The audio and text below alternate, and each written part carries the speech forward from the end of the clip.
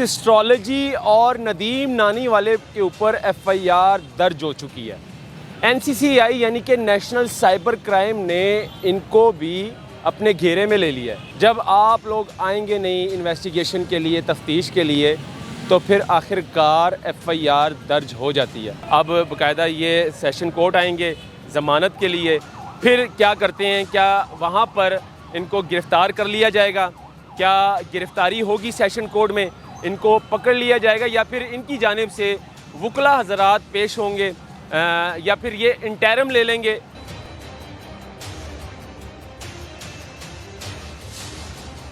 आखिरकार एस्ट्रोलॉजी और नदीम नानी वाले के ऊपर एफआईआर दर्ज हो चुकी है। एनसीसीआई यानी कि नेशनल साइबर क्राइम ने इनको भी अपने घेरे में ले लिया है, क्योंकि एस्ट्रोलॉजी कुछ दिन पहले कई मरतबा साइबर क्राइम की जानिब से इनको नोटिस भेजा गया, बार बार भेजा गया, इनको बुलाया गया, लेकिन एस्ट्रोलॉजी उन दिनों में प्रेग्नेंट थी और डिलीवरी थी, तो इन्होंने यही कहा था कि मैं नहीं आ सकती, प्रेग्नेंट हूँ, डिलीवरी का टाइम है। लेकिन अब एफआईआर दर्ज हो चुकी है। जब आप लोग आएंगे नहीं इन्वेस्टिगेशन के लिए, तफ्तीश के लिए, तो फिर आखिरकार एफआईआर दर्ज हो जाती है। तो खैर, पहले एफआईआर दर्ज हुई डकी भाई के ऊपर, जो कि गेमिंग ऐप, अपना जुए वाली जो ऐप है उसकी प्रमोशन करते थे ये लोग पाकिस्तान के अंदर। और जितने भी यूट्यूबर हैं, बड़े बड़े व्लॉगर हैं, वो इस ऐप को प्रमोट करते थे, जो कि मुख्तलिफ जुए की ऐप्स हैं उनको अपने व्लॉग में प्रमोट करते थे। बाकायदा तौर पर जो इनके देखने वाले हैं, मतलब कि इनके जो व्यूवर्स हैं, जो इनको वॉच करते हैं, जिसमें छोटे छोटे बच्चे हैं 18-18 साल के, 15-15 साल के, और इसमें बड़े भी आ जाते हैं बीच में, जो इनको देखते हैं, जो इनको लाइक करते हैं, शेयर करते हैं और इनको वॉच करते रहते हैं, उनको ये गेमिंग ऐप की प्रमोशन अपने व्लॉग के ज़रिए ये करवाते थे। खैर, उसके ऊपर फिर नेशनल साइबर क्राइम जो कि चौधरी सरफराज साहब थे, उन्होंने नोटिस लिया, ये सारा मामला देखा। इस पर डकी भाई को पहले एयरपोर्ट से गिरफ़्तार किया, और डकी भाई जैसे कि डकी भाई के ऊपर रिमांड लिया गया। डकी भाई अदालतों में चक्कर लगा रहे हैं, अभी भी कभी आते हैं जो अपना अदालत में पेश होते हैं जज साहब के सामने।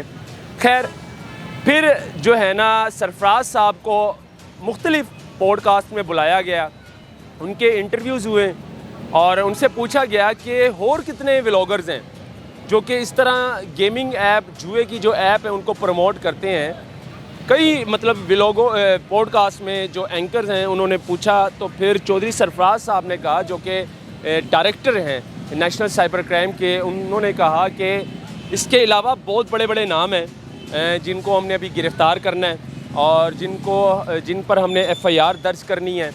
खैर, उनको नोटिस भेजा गया, जिसमें एक नाम आ जाता है एस्ट्रोलॉजी का, ये 5 बहनें हैं।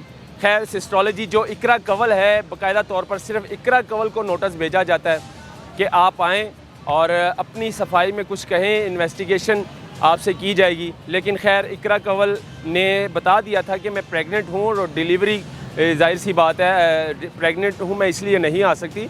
लेकिन उसके बावजूद नदीम नानी वाला, उनको नोटिस भेजा गया।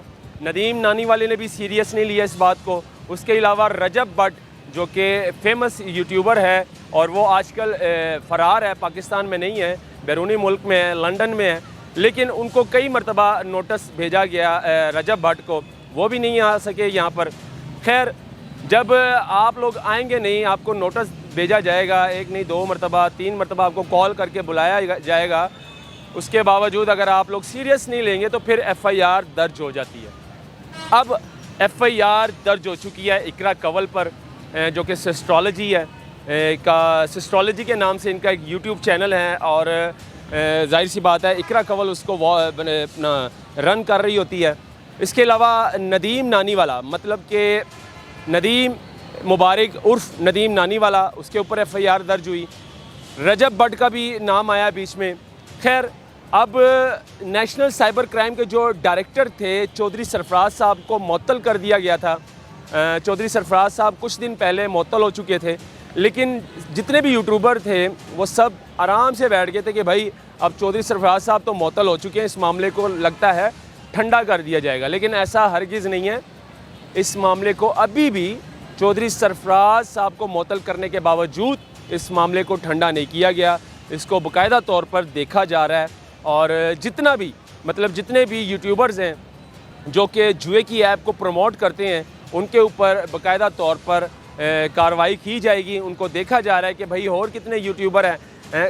लेकिन इसके अलावा जन्नत मिर्ज़ा जो थी, इसको भी नोटिस भेजना था चौधरी सरफराज साहब ने, लेकिन खैर उससे पहले वो मुअत्तल हो चुके थे। तो ये आजकल की जो है ना ख़बर है। मज़ीद आगे क्या होता है, अब इकरा कवल ज़ाहिर सी बात है FIR दर्ज हो गई है, तो अब अपनी ज़मानत वो करवाने के लिए सेशन कोर्ट आएगी, सेशन कोर्ट में उसकी पेशी होगी। तो उसके अलावा जो नदीम नानी वाला है उसके ऊपर भी FIR दर्ज हो गई है, अब वो भी सेशन कोर्ट आएगा अपना FIR को ख़ारिज करवाने यानी कि ज़मानत करवाने के लिए वो कचहरी का रुख करेंगे। लेकिन आज अभी तक जो है ना ये ख़बर हमारे तक पहुंची है कि बाकायदा कि इनके ऊपर FIR दर्ज हो चुकी है। अब बाकायदा ये सेशन कोर्ट आएंगे ज़मानत के लिए। फिर क्या करते हैं, क्या वहाँ पर इनको गिरफ़्तार कर लिया जाएगा, क्या गिरफ़्तारी होगी सेशन कोर्ट में, इनको पकड़ लिया जाएगा, या फिर इनकी जानिब से वकला हज़रात पेश होंगे, या फिर ये इंटरम ले लेंगे अपनी तरफ से। देखते हैं क्या बनता है। खैर अभी तक ये ख़बर थी, हमने आप लोगों के साथ शेयर की कि इनके ऊपर FIR दर्ज हो चुकी है। अब मज़ीद आगे क्या होने वाला है, क्या इनको जुडिशल भी किया जाएगा या इनको गिरफ़्तार कर लिया जाएगा, या फिर ये अपने वकला हज़रात को जो है कचहरी भेज कर जो है ना अपनी ज़मानत करवा ले या इंटरम करवा ले, ये बात की बात है। इसको शेयर करना बहुत ज़रूरी था आप लोगों के साथ। इस वीडियो को शेयर करें। मुझे दीजिए इजाज़त। अपनी राय कमेंट सेक्शन में ज़रूर अपनी राय का इजहार कीजिएगा। मुझे दीजिए इजाज़त। अल्लाह हाफ़िज़।